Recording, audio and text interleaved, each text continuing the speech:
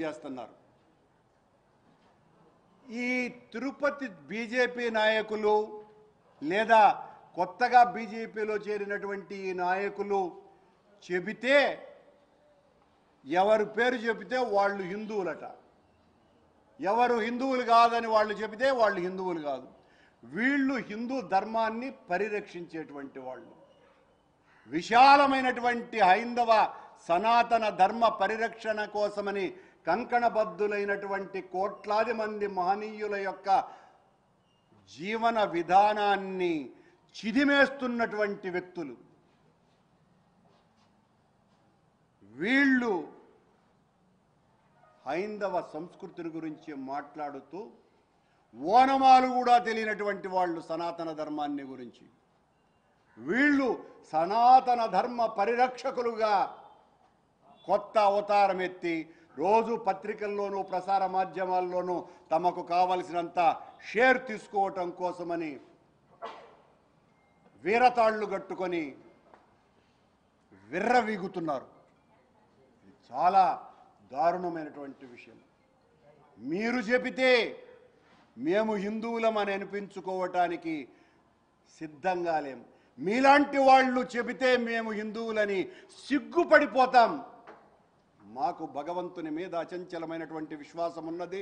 సనాతన ధర్మ విశ్వాసాల మీద, సనాతన సంస్కృతి మీద మీకంటే పదుల వందల రెట్లు ఎక్కువగా చదివి ఆచరించటానికి ఉపయుక్తమై అనేక హిందూ ధార్మిక ప్రచార కార్యక్రమాలు జగన్మోహన్ రెడ్డి గారు చెప్పటం మూలంగా గత 5 సంవత్సరాల కాలంలో ఎన్నో ప్రజాహిత హైందవ సంస్కృతి పరిరక్షణ ఉద్యమ కార్యక్రమాలను నిర్వహించినటువంటి సైనికులంగా, అంతకు పూర్వం రాజశేఖర రెడ్డి గారు ఉన్నప్పుడు చేసినటువంటి వందలాది సనాతన ధర్మ పరిరక్షణ కార్యక్రమాలను ఆచరణలో తీసుకువెళ్ళినటువంటి వాళ్ళంగా, హిందువులంగా మాకు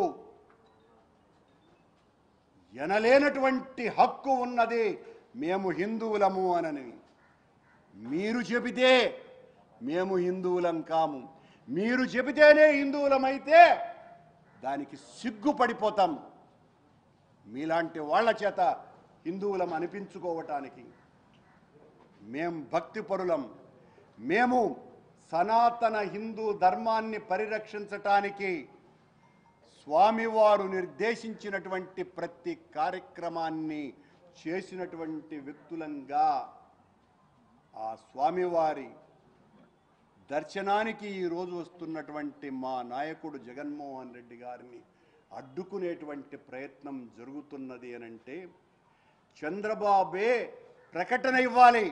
జగన్మోహన్ రెడ్డి గారిని సాదరంగా కొండకు పంపించండి అనని ఒక్క ప్రకటన లేదు.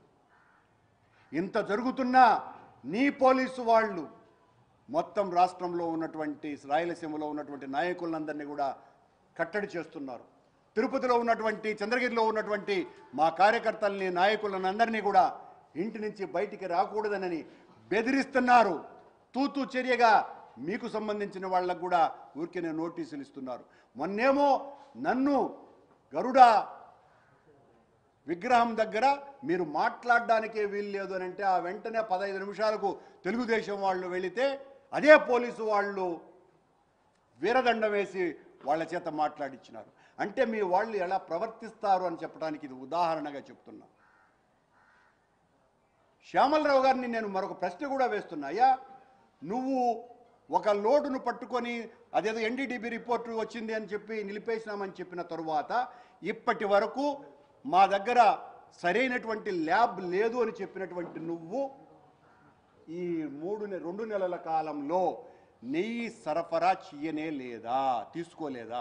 ఈ ప్రశ్నకు సమాధానం చెప్పాలా. అంటే ఎలా లోపలికి వెళ్ళింది?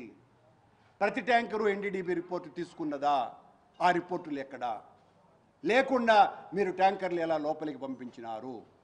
ప్రతి వారము ట్యాంకర్లు వస్తాయి, అవన్నీ లోపలికి ఎలా వెళ్ళాయి అన్నటువంటి సమాధానం ఈ ప్రభుత్వం చెప్పాలా, చంద్రబాబు నాయుడు గారు చెప్పాల్సిన అవసరం ఉన్నదినని ఈ పత్రికా సమావేశంలో చెప్తున్నా.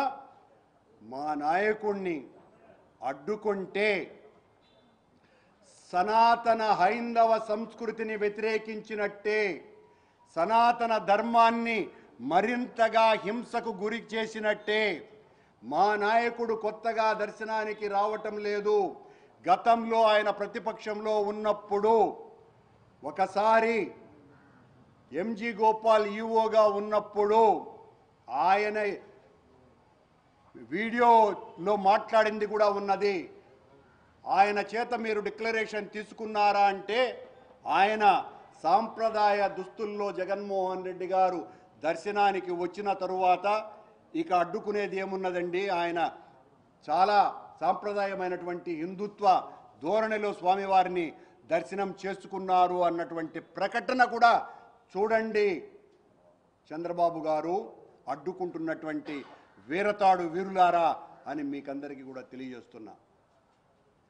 ఇలా స్వామివారికి అత్యంత ప్రీతిపాత్రంగా ఎంతో భక్తితో 5 సంవత్సరాల పాటు పట్టు వస్త్రాలు సమర్పించినటువంటి వ్యక్తిని పుష్కరాల సమయంలో సాంప్రదాయ పద్ధతులలో అయ్యవార్ల సమక్షంలో తన తండ్రికి పితృమూర్తులకు పిండ ప్రదానం చేసినటువంటి జగన్మోహన్ రెడ్డి గారు, గంగా నది పుణ్యస్నానాలు చేసినటువంటి జగన్మోహన్ రెడ్డి గారు సాంప్రదాయ వేషధారణతోనే ఏది చేస్తే మీరు సంతోషిస్తారు, ఏది చేసినా సంతోషించరు. మీ వెనక రాజకీయ కల్మషం ఉన్నది, రాజకీయ కుతంత్రం ఉన్నది, కుట్ర ఉన్నది,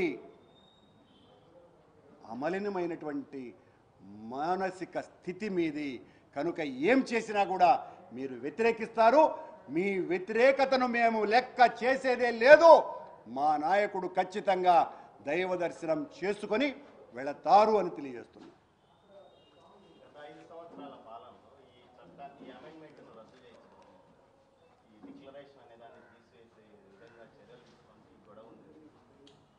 తీసుకోకపోతే మాత్రం ఏం గొడవలు ఉన్నాయి?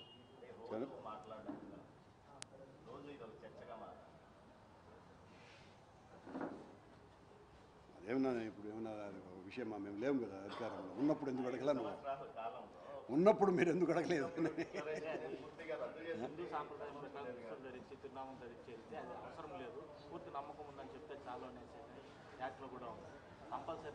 ఖచ్చితంగా జగన్మోహన్ రెడ్డి గారు హిందూ సాంప్రదాయ దుస్తులు ధరించే దర్శనానికి వెళ్ళారు. ఇప్పటికి వెళ్ళిన ప్రతిసారి కూడా ఆయన అలాగే వెళ్ళారు.